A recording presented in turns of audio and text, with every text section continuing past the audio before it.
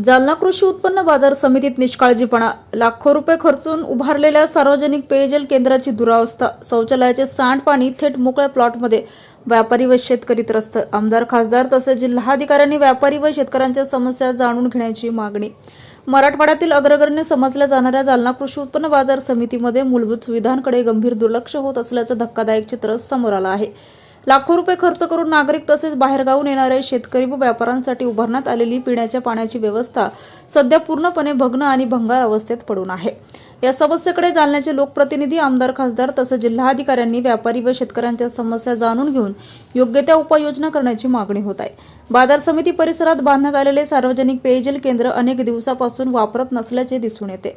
लाखो रुपयाचा खर्च करून उभारलेली ही सुविधा देखभाली अभावी पडझड अवस्थेत असून त्याचा कोणालाही उपयोग होत नाही. परिणामी व्यापारी, शेतकऱ्यांनी नागरिकांच्या पिण्याच्या पाण्यासाठी भटकंती करावी लागत असल्याची तक्रार आहे.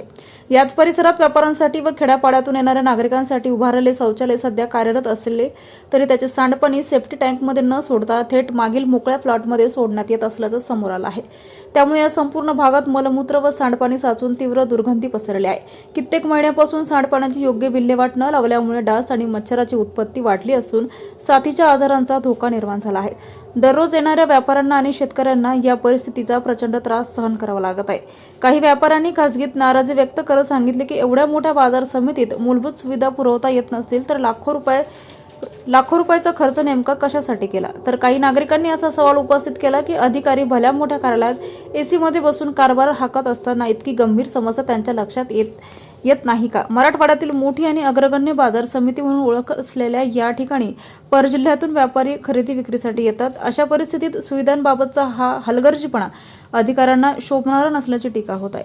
भरमसाठ पगार घेणाऱ्या अधिकाऱ्यांनी व्यापारी, शेतकरी आणि नागरिकांच्या मूलभूत गरजांकडे लक्ष न दिल्यास याचा पाठपुरावा नेमका कोणाकडे करायचा, असा संतप्त सवाल उपस्थित होत आहे.